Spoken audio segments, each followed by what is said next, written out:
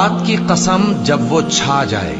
اور دن کی قسم جب وہ روشن ہو جائے، اور اس ذات کی قسم جس نے نر اور مادہ پیدا کیے کہ تم لوگوں کی کوشش طرح طرح کی ہے۔ سو جس نے اللہ کے رستے میں مال دیا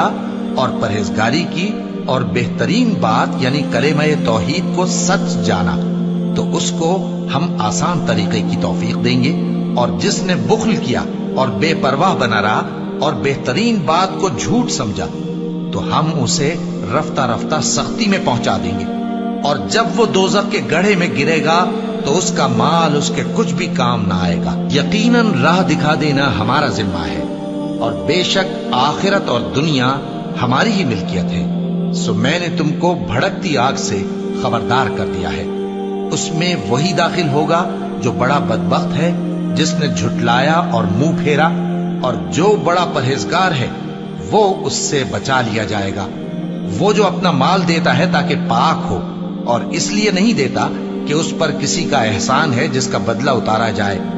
بلکہ اپنے رب اعلیٰ کی رضامندی حاصل کرنے کے لیے دیتا ہے، اور وہ عنقریب خوش ہو جائے گا۔